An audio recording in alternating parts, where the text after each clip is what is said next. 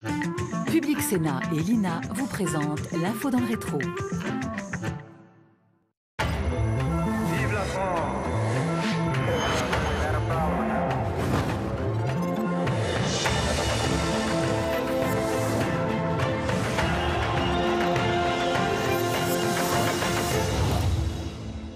Jamais on n'avait trouvé pareille réunion de chefs-d'œuvre aussi purs et aussi frais qu'au premier jour.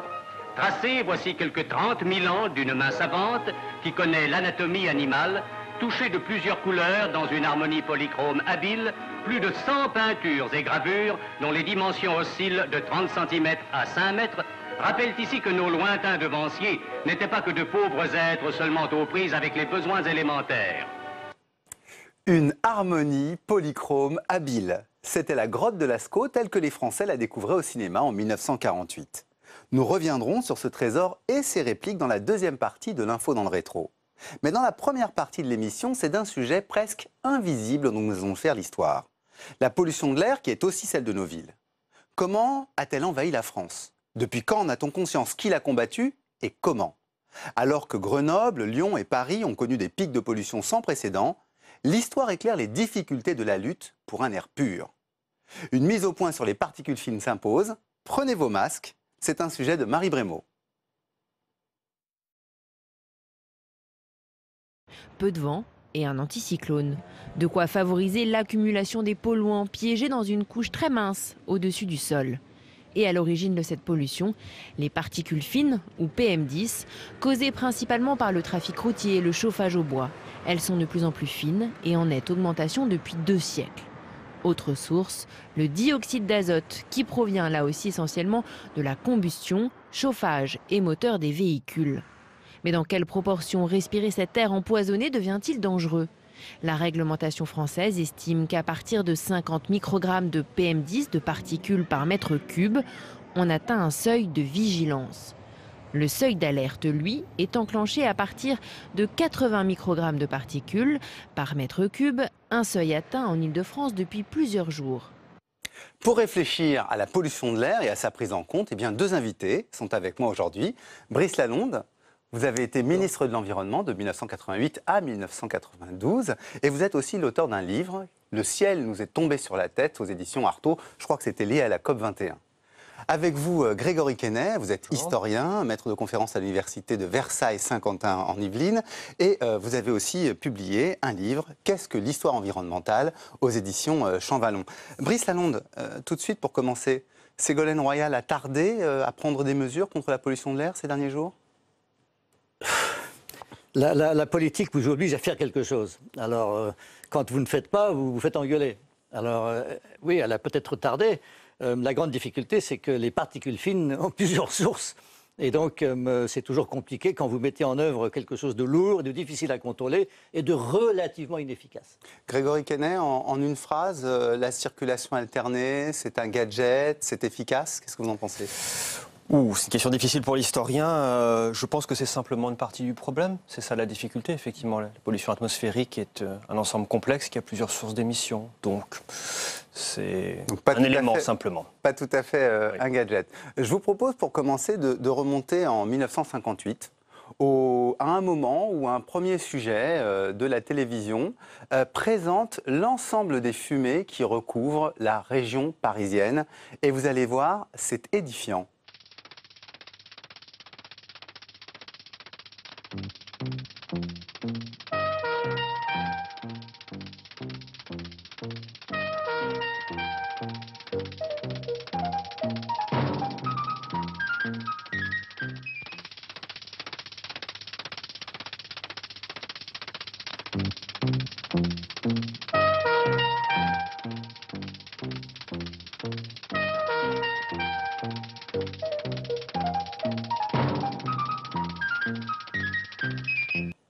Un sujet sans commentaire, mais vous avez vu la conclusion de ce petit garçon sale. Grégory Quesnay, j'ai envie de vous demander, à l'époque, la question des poussières, c'est une question, j'allais dire, presque de propreté, ou déjà on commence à se poser la question de la santé? Alors, la question de la pollution industrielle est ancienne, ça remonte années 1810 avec le décret de 1810, mais jusque-là, elle était pensée simplement en termes de voisinage et très localisée. Le changement dans les années 1950, et le documentaire le montre très bien, c'est la prise de conscience d'une pollution atmosphérique qui touche l'ensemble d'une zone. Et là, on voit apparaître les premières institutions en fait, de contrôle. Laboratoire d'hygiène de la ville de Paris, par exemple, dans les années 50, pour la première fois, commence à faire des mesures de la qualité de l'air. Alors, il y a un mot qui fait peur. À cette époque, vous étiez enfant. Je voudrais savoir si vous l'aviez entendu à l'époque, Brice Lalonde. C'est le smog. Oui, bien sûr. Je l'ai entendu. Ça a été, il y a eu 2 épisodes à Londres. Oui. Et alors, on disait, oh, les pauvres londoniens, ils n'ont pas de chance. Et en fait, on s'est aperçu qu'en réalité, oui, cette espèce de mélange climatique et polluant... C'était ça, c'était un mélange de brouillard et en même temps de pollution. C'est une inversion de température, c'est-à-dire que l'air est prisonnier d'une cloche et tout s'accumule et tout reste là. Et donc, c'est arrivé à Paris, là. Simplement, vous avez la différence, c'est que c'était encore plus pollué avant. Et donc, il y a une histoire de la pollution, puisque une fois qu'on a réglé plus ou moins une pollution plus importante ou plus grosse, on s'occupe des pollutions plus fines. Eh ben, c'est ce qu'on va faire dans cette émission. Alors, Grégory Quesnay, la grosse source de pollution, celle qu'on voit dans les images qu'on a vues tout à l'heure, c'est surtout les usines. C'est l'industrie qui pollue la ville à cette époque? Alors, dans les mesures justement que fait le laboratoire d'hygiène de la ville de Paris, en réalité, ils attribuent la majeure partie des responsabilités aux individus, c'est-à-dire le chauffage, les chaudières, 50% des émissions dans les sondages des années 50, et l'industrie ne compte que pour 25 et l'automobile que pour 25. En réalité, sans doute, il s'agit du type de mesure et d'expertise qui n'est pas encore tout à fait adapté. Et il y a le cadrage du grand smog de Londres 1952, effectivement, avec là une cause majeure qui est l'utilisation massive du charbon pour se chauffer en ville. Déjà le charbon. En Angleterre, en fait, au Royaume-Uni. Et en France, on se chauffe aussi au charbon. Et on a vu la locomotive, c'est aussi le charbon, non? Alors, on le fait, mais dans des proportions moins grandes, puisque l'Angleterre, depuis le XVe siècle, n'a plus de bois et se chauffe en ville au charbon. Dès 1661, John Evelyn écrit un traité de la pollution sur les effets du brouillard à Londres, qui fait déjà un constat alarmant. Avec donc 4 000 morts en est encore pire à 1954. Londres, en fait, pourrait-on dire. Bah oui, 4 000 morts en 1954. Alors on va voir que les Parisiens ne sont pas tout à fait inconscients de ce qui se passe. On est 10 ans plus tard, en 1968, pas en mai, avant, on est au début de l'année 1968, et il y a un micro-trottoir qui est organisé pour demander aux Français et aux Parisiens en particulier ce qu'ils pensent de l'air qu'ils respirent. On voulait vous demander si vous pensez que l'air de Paris est sain. Ben, j'ai 74 ans, mais j'ai jamais vu l'air de Paris aussi mauvais comme il est aujourd'hui. Oui. Madame, vous pensez que l'air de Paris est sain? Non, monsieur. Pourquoi? Parce qu'il y a trop de voitures maintenant. Toutes les saletés qu'il y a, l'air ne peut pas être ça. On ne peut même plus laisser maintenant les fenêtres ouvertes que les odeurs montent. On est littéralement asphyxié. Le mazout, n'est-ce pas? La combustion se fait souvent très mal. Je crois que oui, parce qu'il y a trop de monde à Paris, trop de voitures en particulier, et c'est très déprimant. Des cheminées, il y a certains immeubles où il n'y a pas assez d'évacuation. Oh, je ne pense pas, monsieur. Non, je viens de la Seine-et-Marne et je vous assure que je ne le trouve pas ça du tout. Les usines qui restent encore, certaines cheminées qui n'ont pas encore été... Est-ce que vous en souffrez vous-même? Ah oui. Dans ce sujet, Grégory Quesnay, moi, il y a un mot qui m'a frappé et qui montre qu'il y a prise de conscience, mais qu'il y a peut-être autre chose. C'est une dame qui parle des odeurs. Et je me suis demandé si, à cette époque, on sépare en gros deux sujets, le sujet pollution de l'air, santé, et le sujet nuisance collective. Le vocabulaire révèle la difficulté finalement à définir le problème, puisqu'au lieu de parler de gaz, en réalité, on parle alternativement d'odeur. C'est la vieille catégorie des pollutions industrielles, ce qui sent mauvais et qui nuit au voisinage, à la propriété, à la valeur de votre bien. On parle de fumée aussi. Mais finalement, le cadrage scientifique qui commence pourtant à se mettre en place est encore de manière imprécise, approprié par les gens. Et il y a aussi une forme d'ambivalence qui est caractéristique des années 60, c'est-à-dire montée des préoccupations d'un côté et de l'autre côté, difficulté à une prise de conscience complète. Alors moi, il y a une chose, évidemment, j'ai envie de vous taquiner un peu, Brice Lalonde, mais est-ce que la question environnementale, on voit la prise de conscience dès cette époque, est-ce que dans les mouvements de 68, elle compte, ou est-ce que c'est encore très marginal? C'est encore relativement marginal, mais ça commence vous en n'étiez pas mobilisé pour l'environnement en 68, vous? Moi, c'est 69, ma date. D'accord. Je peux dire, c'est quand l'homme a mis le pied sur la Lune et qu'on a pris des photos de la Terre. Alors là, tout d'un coup, je me suis dit, mais c'est la seule cause qui vaille, c'est la planète. Donc, si vous voulez, c'est un an de décalage. Mais si vous voulez, 68, c'est une espèce d'école de l'activisme ou de l'action ou du civisme, comme on voudrait l'appeler. Donc il y a un tournant, effectivement. Alors on va voir que c'est aussi un tournant de préoccupation. En 1970, Georges Pompidou se rend à Lyon. Et il va observer le plan de rénovation urbaine dans lequel on veut faire passer une autoroute au centre de Lyon en souterrain, de manière à avoir plus de fluidité. Et vous allez voir que, eh bien, de Lyon, on revient à Paris.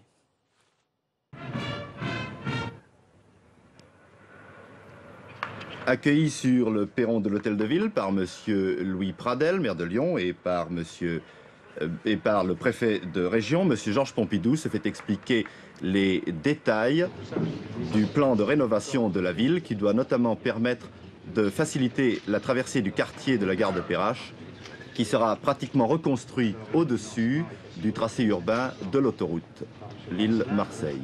Le cortège devait se rendre ensuite dans le salon de l'Abondance où le maire de Lyon prononce une allocution de bienvenue. Il rappelle le passé de la cité de Lyon qui, après 20 siècles d'histoire, a su bondir dans le XXe siècle.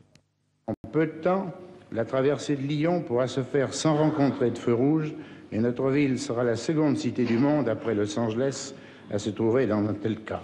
Je n'ose pas tout à fait vous contredire. Il me semble tout de même que la voie express rive droite sur Paris ne doit pas avoir de feu rouge, mais je ne le jurerai pas. Alors, c'est très intéressant parce que Pompidou, c'est précisément l'homme du tournant. Lui, il est dans la mauvaise direction. Il dit qu'il faut adapter les villes à l'automobile. Et il veut construire la voie express rive gauche et tout ça. Et il sera suivi un peu par Chirac qui voulait faire la radiale Vercingétorix. Et c'est à ce moment-là que le mouvement écologiste s'oppose à tout ça et dit bagnole ras-le-bol. Et demande d'ailleurs que des vélos soient mis à disposition des Parisiens. Alors, on va 72. On va y revenir. Oui, et donc, c'est le moment où tout d'un coup on se rend compte que finalement, non, les villes, c'est pas les villes qui doivent s'adapter, c'est l'automobile qui doit s'adapter à la ville. C'est vraiment le début, c'est vraiment très frappant d'entendre ça. Alors justement, Grégory Quesnay, est-ce qu'il n'y a pas au fond une pollution qui chasse l'autre? C'est-à-dire qu'on était avec de l'industrie, je sais bien que vous m'avez dit que c'était peut-être pas aussi important que ce qu'on pensait à l'époque, mais là maintenant c'est l'automobile. Oui, la désindustrialisation d'une certaine manière améliore la qualité de l'air. En revanche, la question automobile monte, elle est identifiée, mais elle reste quand même relativement secondaire, toujours par rapport à ces deux autres sources, les particuliers et l'industrie qui décroît. Et ce que l'on voit très bien dans cette intervention de Pompidou, c'est on change de cadrage du problème, c'est-à-dire que c'est pensé en termes d'aménagement de l'espace urbain et il s'agit de desserrer les villes, en fait, pour améliorer la fluidité. Et il y a une sorte d'ambivalence, c'est-à-dire des années 70, à la fois il y a une sorte de détestation des villes qui coupe les Français de leurs racines paysannes, c'est visible chez un ministre comme Bettencourt, et en même temps, il y a une volonté de modernisation et la réponse va être dramatique, c'est l'étalement de la ville et la construction des banlieues. Pompidou, Brice Lalonde a eu un jugement très très sévère. Il faut être aussi sévère que lui ou quand même il a une certaine préoccupation parce qu'il me semble qu'en 1971, il confie à Robert Poujade le premier ministère de l'Environnement. Il y a la création les 100 mesures pour l'environnement, 1970, dont le premier thème est la pollution de l'air. En fait, le blocage vient. Donc vous seriez moins sévère peut-être. Je serais moins sévère, oui. Oui, mais enfin, historiquement, c'est comme ça que ça s'est passé. C'est l'opposition à l'adaptation à l'automobile des villes qui a créé en quelque sorte. Allez, je vais vous faire plaisir, Brice Lalonde. On va la voir cette opposition. On va la voir cette opposition aux villes. Bon. On va la voir en 1974. Et tenez-vous bien, on est en mars 1974. C'est une manifestation pour le vélo contre la voiture qui est menée par René Dumont. Et René Dumont, à ce moment-là, n'est pas encore candidat à l'élection présidentielle, puisque Georges Pompidou est encore vivant. Eh bien, la motivation, c'est de protester contre les abus des automobiles, contre le fait que les vélos n'ont pas de couloir particulier pour circuler, contre le fait que toute la ville est faite pour l'auto particulière, rien n'est fait pour les transports. On n'a pas fait suffisamment de transports collectifs, et spécialement pour le transport en vélo. J'étais l'hiver dernier aux Pays-Bas. Dans toutes les grandes villes, il y a des couloirs spéciaux pour les vélos.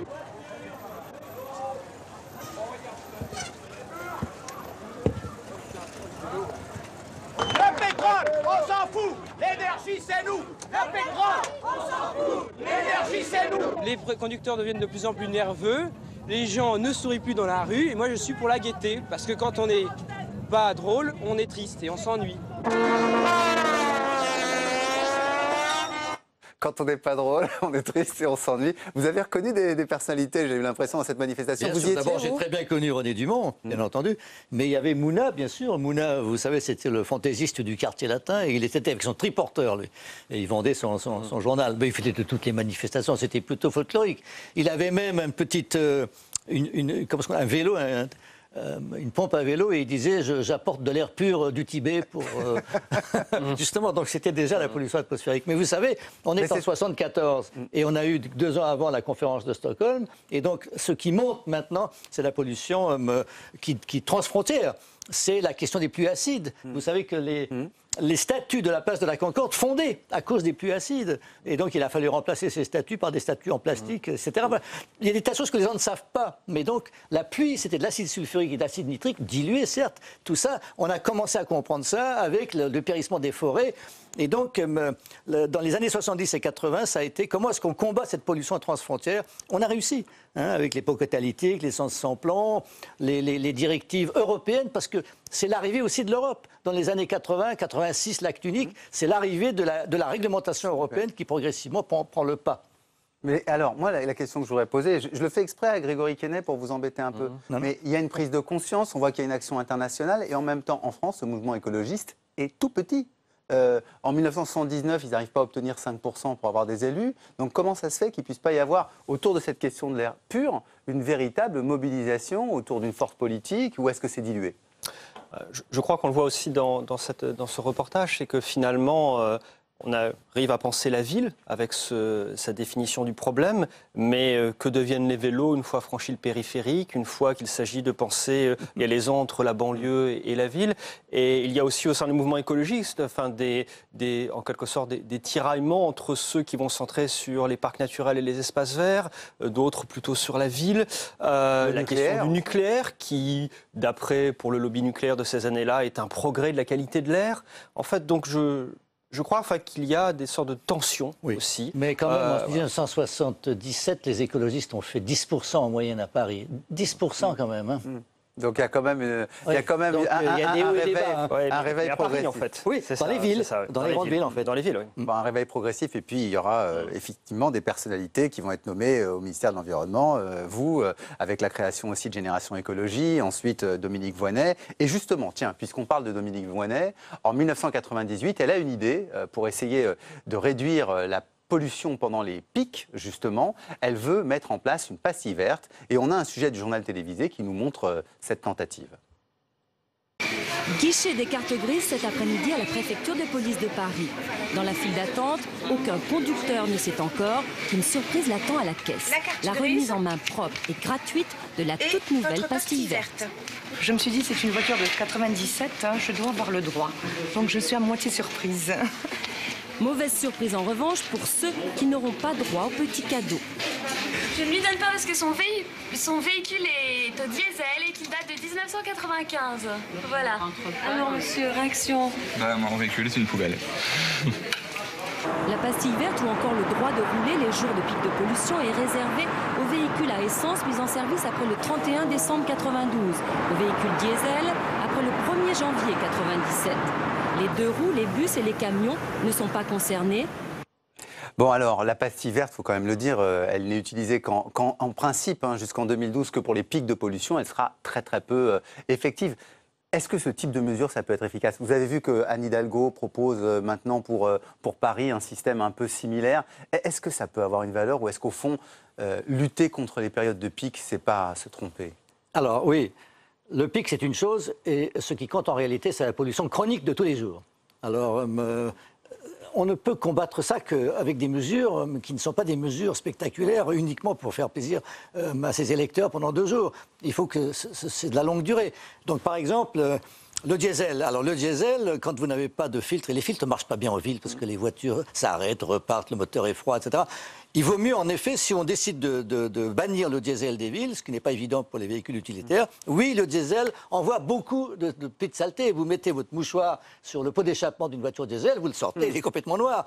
Et donc c'est vrai que si vous décidez d'ici 10 ans ou 15 ans au moins, si on peut de bannir l'entrée en ville des diesels, vous allez obtenir un très grand résultat. Même chose pour le chauffage au bois. Est-ce que l'électricité... Alors, le central... Donc, il faut être radical, si je comprends bien. Il faut des mesures, mais il faut prévenir. C'est très difficile. Vous devez prévenir les professionnels, ça prend du temps, et il faut que votre politique soit juste, équitable et efficace. Ça ne se fait pas en un coup. Ça s'annonce et ensuite il faut de la ténacité. Grégory Quesnay, il y a un mot qui depuis est rentré dans le vocabulaire commun, qui est celui des particules fines qui nous envahissent. Pourquoi cette mesure n'a pas marché à l'époque? Et au fond, est-ce qu'il ne faut pas carrément un réaménagement complet de la politique urbaine pour avoir un air plus pur? La question centrale, en fait, c'est la configuration matérielle de l'espace. Et donc la question, c'est bien plus, et Brice Hollande ne me démentira pas, c'est que l'écologie, en fait, c'est bien plus que les pastilles vertes, c'est l'ensemble des décisions d'aménagement et d'organisation de l'espace et de la société. Mais écoutez, je vous remercie beaucoup, Grégory Quesnay, de nous avoir, je trouve, donné la conclusion pour cette partie de l'émission. Je rappelle le titre de votre livre, « Qu'est-ce que l'histoire environnementale ?» aux éditions Champvallon. Et j'espère que nous aurons l'occasion de nous revoir bientôt. Je dirais même, je le redoute, parce que je pense que la pureté de l'air et la question environnementale reviennent souvent pour notre antenne. Merci beaucoup. Super. Un chien qui disparaît dans un trou plein de ronces, rien que de banal. Mais ce jour de septembre 1940, voici 8 ans, devait être le départ d'une des plus extraordinaires aventures. L'ayant vu disparaître, quelques jeunes gens, ses maîtres, partirent à sa recherche. Et ce fut la découverte du plus vaste et du plus complet musée de l'art des premiers hommes. Certes, on connaissait déjà la vallée de la Vézère pour l'un des plus importants centres humains habités depuis 150 000 ans peut-être. Mais jamais on n'avait trouvé pareille réunion de chefs-d'œuvre, aussi purs et aussi frais qu'au premier jour. Tracés, voici quelques 30 000 ans d'une main savante qui connaît l'anatomie animale, touchés de plusieurs couleurs dans une harmonie polychrome habile, plus de 100 peintures et gravures dont les dimensions oscillent de 30 cm à 5 mètres, rappellent ici que nos lointains devanciers n'étaient pas que de pauvres êtres seulement aux prises avec les besoins élémentaires. En deuxième partie, vous l'avez compris, nous allons revenir sur la grotte de Lascaux, dont une nouvelle réplique grandeur nature et reproduction exacte vient d'être inaugurée à Montignac. Pour discuter de l'original et de ses reproductions, un nouvel invité nous a rejoint, Jean-Paul Demoule. Jean-Paul Demoule, vous êtes professeur à l'Université Paris 1, membre de l'Institut universitaire de France, et vous êtes aussi un des grands spécialistes de la proto-histoire. Moi, je voudrais faire un petit saut en arrière et vous demander comment est-ce qu'on a découvert cette grotte de Lascaux. Et dans le sujet, on dit qu'elle a 30 000 ans. J'ai l'impression qu'aujourd'hui, on a corrigé la date. Oui, on est descendu plutôt à 20 000 ans parce que les méthodes de datation se sont affinées en même temps qu'on remontait beaucoup plus dans le temps. La Vézère a été habitée bien avant les 130 000 ou 150 000 ans. Donc il y a ça pour la date. Sinon, pour la découverte, comme presque toutes les découvertes des grottes, c'est le hasard. Donc là, souvent, c'est des enfants. Il y a un côté un peu légende et chasse au trésor. Donc quatre garçons, enfin surtout un, qui se promènent en septembre 40 dans la France occupée. Et puis, il y a un trou, il y a un chien, etc. Et puis, ils découvrent effectivement ces peintures. Alors, il y a une chose qui m'a frappé dans ce sujet qui était dans les actualités filmées de l'époque. Oui. On était en 48, on est 8 ans après. On voit qu'on filme à l'intérieur et on voit même des gens toucher les façades, toucher les dessins. Il n'y avait pas du tout la même culture que celle qu'on a aujourd'hui. Oui, ça a été, on peut dire, ça a été un massacre, effectivement, dans la mesure où on a voulu l'aménager pour le tourisme, ce qui partait d'une bonne intention. Donc on a creusé sur plus d'1 mètre, on a entièrement perturbé l'hygrométrie de la grotte, vidé les petits lacs qu'il y avait, etc., etc. Donc ça a été dramatique. Moi, je l'ai visité la première fois où je l'ai vu, j'étais encore enfant, donc on était effectivement des... Ah, vous êtes allé à l'intérieur de la vraie grotte de Lascaux quand vous étiez petit? Oui, une première fois au milieu des touristes. Vous aussi, Brice Lalonde? Vous avez gardé le souvenir de cette visite? Bien entendu, oui. Ça m'intéressait beaucoup. Et puis j'y suis retourné beaucoup plus tard, il y a une quinzaine d'années, mais cette fois dans un contexte scientifique.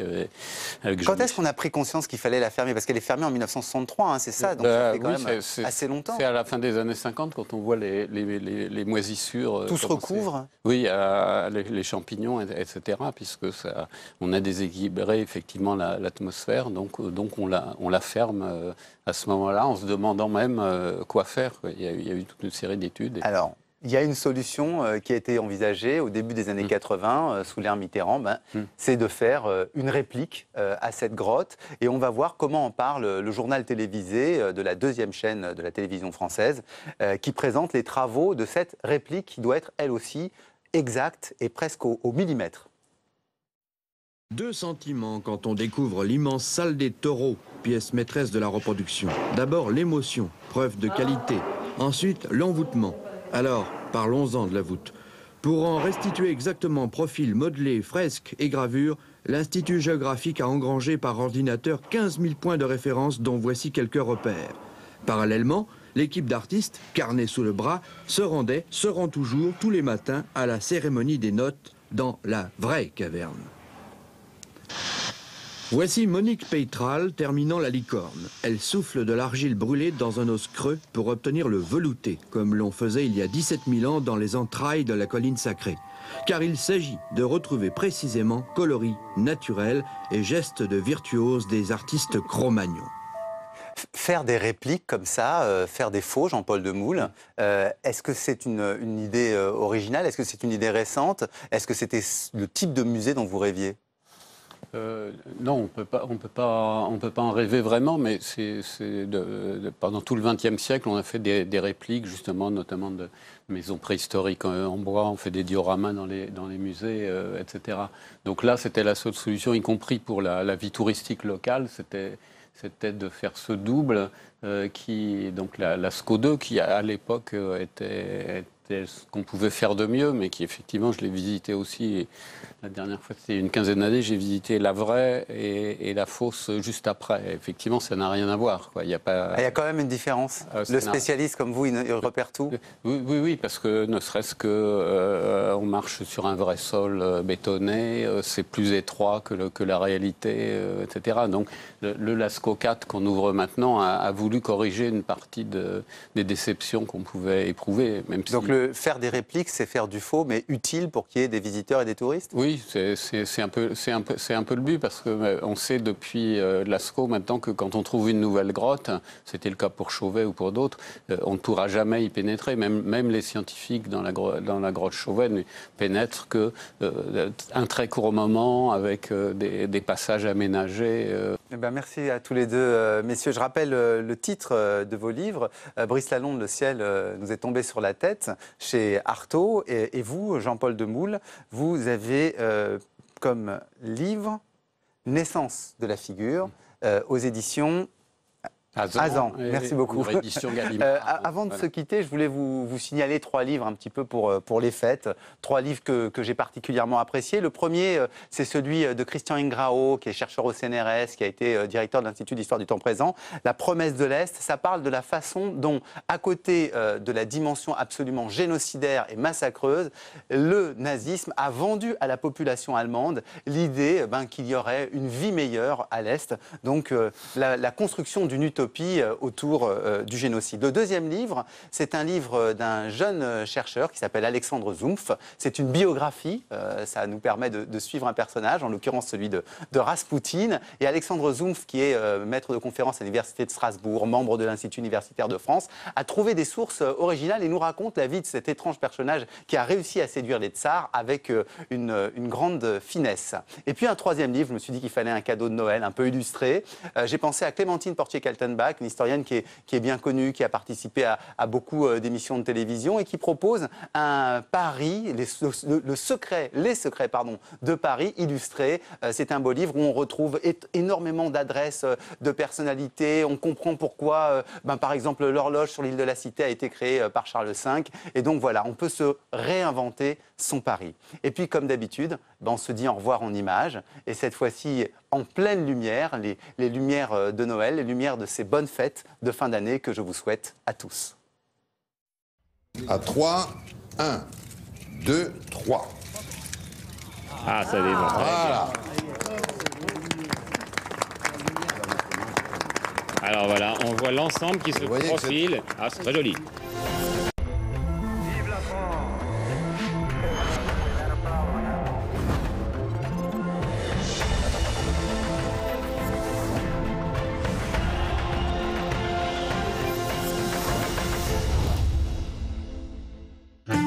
L'info dans le rétro vous a été présentée par Public Sénat et l'INA.